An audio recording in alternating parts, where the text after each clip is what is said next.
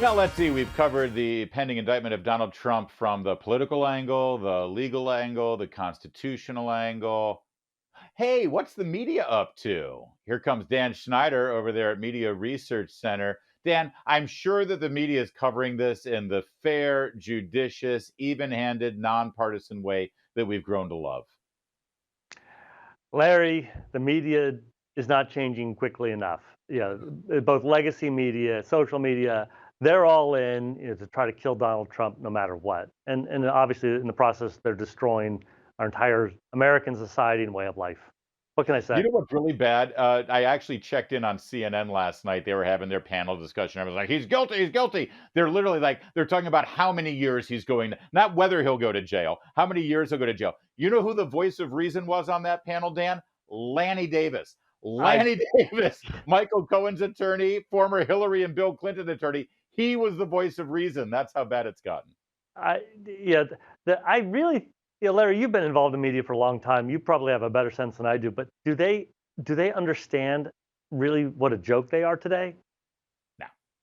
Now, I don't think they care either. I don't think they care. I think that they're so all in on this now that it would take literally the entire network come crashing down for them to actually rethink. And then they're not quite there yet, although it's pretty bad. Last CNN ratings I saw, I think they're down 63% year over year, and it was already bad last year. Let's turn to some other aspects of the media that should be getting some headlines. First, this horrific shooting that we saw in Nashville, Tennessee this week, where Mhm. Christians were targeted at this school by a transgender assailant. But that word, transgender assailant, you won't hear it on CBS. Apparently, they're dropping that part of the story. They're not really a news organization, are they? If they're not delivering the news. Well, look, NBC is blaming Ben Shapiro and Michael Knowles and Matt Walsh for these murders. Yeah. Yeah, it's I everybody else is to blame except for the murderer.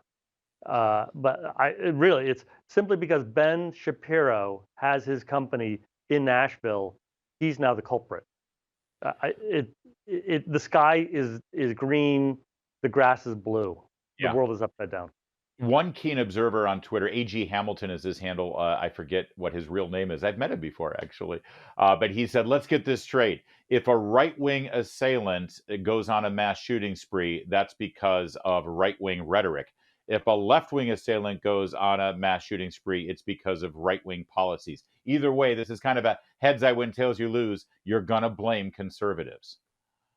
Yeah, and the Second Amendment, the other news outlets have fabricated stories about how many, shootings there are, near schools. They blame, over 300 or 50,000, something like that. Shootings, victims of school shootings. Of course, that's absurd. It's an absurd number. All of these so-called facts, the data points are completely made up. At the same time, the media then fails to identify real problems. Larry, you probably know this. You're a smart guy. The single greatest correlation with when we see these mass shootings is that they are typically young men from fatherless homes. That's Mm. the real problem. That our families are breaking down. That fathers have lost responsibility for their role in families. If we really want to address violence, we have to address families, and but the media will not cover that because fatherhood, that's a bad thing in the media. Well, and one key data point specific to this horrific crime is the fact that the assailant had targeted one school and determined that it was too secure.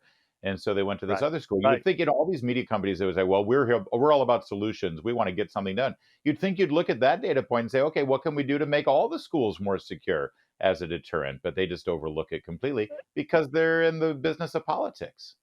Yeah, when bad people see those signs saying gun-free zones, 98% of mass shootings occur there. Yeah. They occur there for a reason. And there's kind of a related thing. Marsha Blackburn, Senator Blackburn, and her colleague in the U.S. Senate, Senator Haggerty from Tennessee, just introduced legislation. On the face of it, it looks like it's increasing funding for school resource officers, but it does something even better than just funding. It allows private schools to have access to these fundings, the funding too. And this is where Mm. the left just goes nuts. You Yeah. know, the if the left really cared about the safety of children, They would not care where these children went to school, whether it was a public school or private school. We ought to be providing funding for safety for kids wherever they go to school. But the left does not want any funding going to provide safety and security at private schools because their agenda. So they would actually prefer that those kids get harmed than those kids be protected. It's unconscionable. Right. And of course, that topic, Dan, is never brought up in these media roundtables that they have on cable news or on broadcast news to talk about the news of the day. No, it's always about the Second Amendment and about so-called assault weapons. Let's turn to one other aspect of the media that I know that you personally over at Media Research Center is very plugged in on, and that has to do with digital media, new media, Silicon Valley.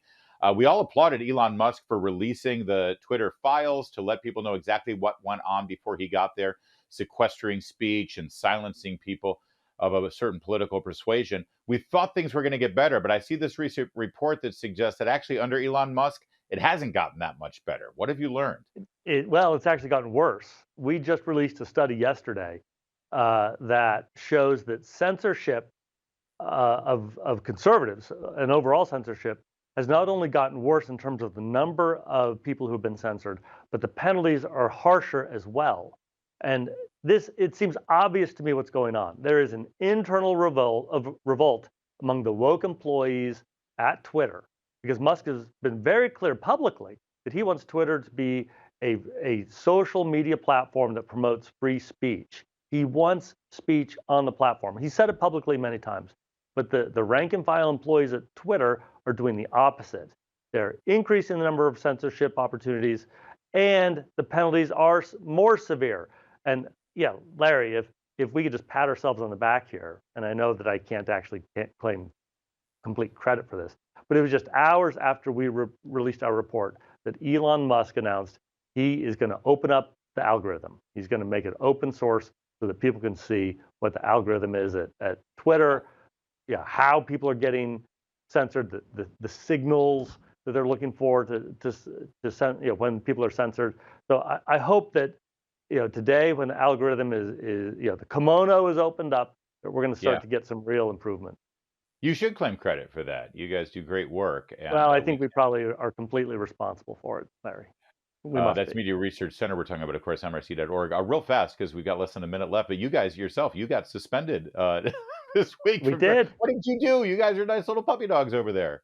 We reported the news. That's all. The left can attack Donald Trump when Donald Trump says, hey, please protest in New York City if I get indicted. But when all we do is report that the transgender folks are going to have a protest in Washington, D.C., we get censored and we're told your account is locked down until you delete that tweet.